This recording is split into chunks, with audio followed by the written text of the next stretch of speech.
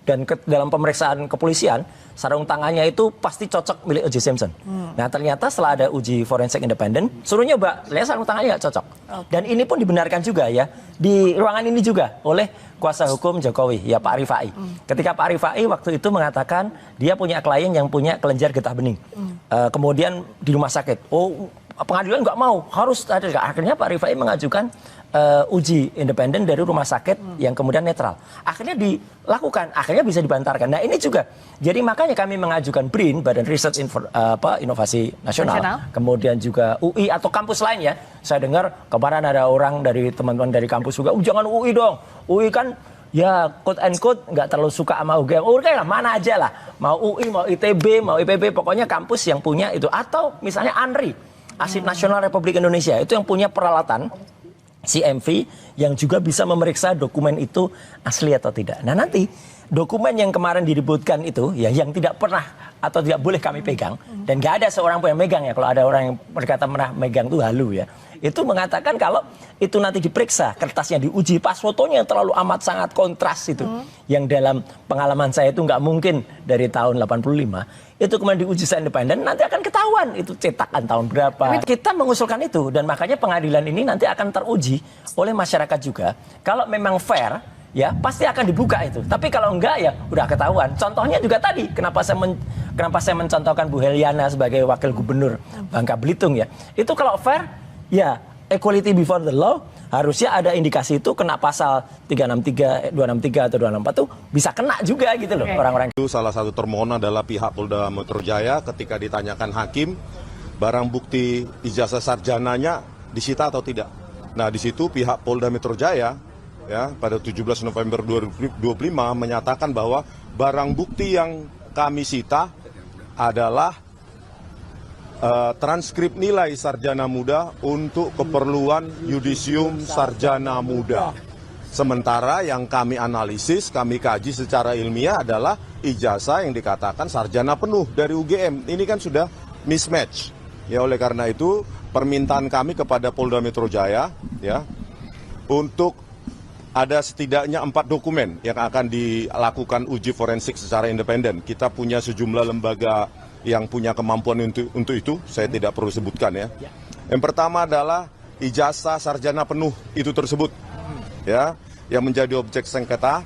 Yang kedua adalah transkrip nilai, ya, transkrip nilai yang ditampilkan oleh Dirtipidum pada 22 Mei 2025, yaitu tanpa otoritas dekan, pembantu dekan, tanpa tanda tangan, tanpa nama, tanpa stempel, dan tulisan nilainya tulisan tangan dan tanpa ada daftar mata kuliah pilihan.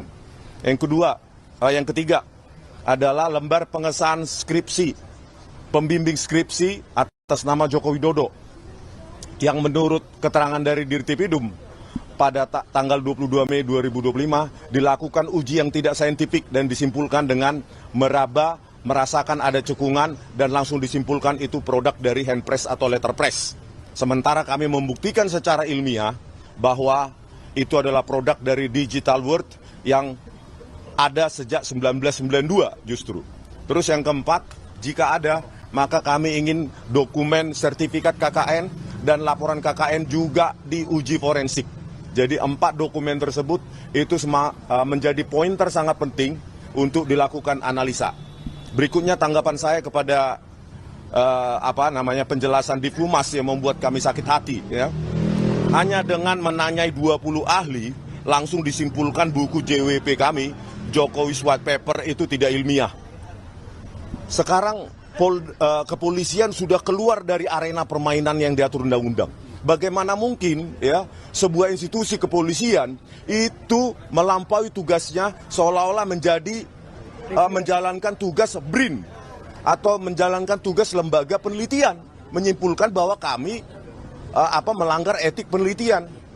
Ya, bisa di-search bahwa sejak tahun 2002, 2003, 2004 setelah saya lulus dari Magister Teknik Elektro UGM, saya sudah melakukan penelitian tentang citra digital atau citra diam. Itu bisa kalian search di jurnal Teknologi Industri Universitas Atmajaya Yogyakarta dan 2 jurnal lain di Jurnal Teknik Informatika dan Teknik Elektro Universitas Kristen Petra Surabaya.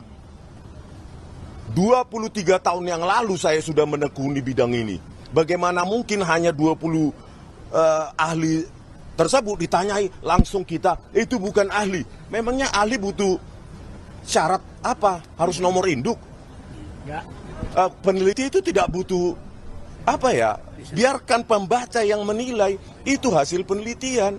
Dan kalau ingin membantah, dulu dosen saya di Teknik Elektro UGM, ya, 2 orang, keduanya sudah almarhum, Profesor Dr. Profesor Dr. Adi Susanto MSc, lulusan UCLA Amerika, dan Profesor F. Susianto, keduanya almarhum. Mereka mengajarkan, kalau Anda tidak setuju dengan temuan atau tulisan atau peneliti orang lain, maka yang wajib Anda lakukan adalah buktikan dan tuliskan. Tuliskan, inilah peradaban bangsa kita, bukan dengan narasi. Begitu, terima kasih. Oke, itu April yang lalu. Dengan dikoreksi ini, diluruskan, itu berarti logo ini jadi rusak. Jadi sekaligus sebenarnya 2 hal yang dilakukan, pasal 32 dan 35 Undang-Undang ITE itu dirusak semuanya. Jadi makanya saya mendukung penuh apa yang tadi dilaporkan oleh Michael Sinaga, dan saya siap menjadi ahli untuk Michael Sinaga. Insya Allah Dr. Resmond juga siap menjadi ahli untuk itu. Ya, clear ya. Itu yang pertama. Yang kedua adalah yang ingin saya tandaskan. Orang selalu mengatakan, kalau UGM mengatakan, ya itu ikuti aja. Tidak. Satu, UGM sering sekali membuat kesalahan. Yang pertama jelas, yang tadi saya katakan pada sesi pertama tadi.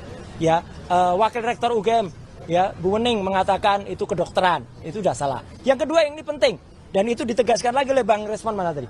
Ya, pada penjelasan UGM pada bulan Maret, orang namanya Dekan Sigit Sunarta itu menjelaskan bahwa dulu mahasiswa itu mencetak di 2 percetakan namanya Sanur dan Prima. Sanur dan Prima itu belum ada di tahun 85. Dan itu tulis hitam di atas putih di penjelasan ugm.ac.id. Jadi itu penjelasan resmi, tidak pernah dikoreksi. Jadi artinya itu salah besar. Ya, UGM saja salah besar. Untuk itu, makanya kami men-challenge kampus kami yang saya cintai itu, yang kami cintai itu, yang baru saja kemarin merayakan Dies Natalis ke-76. Tolong dah, jujur saja, ya, sejujur Lisa, ya, Lean, intelijen,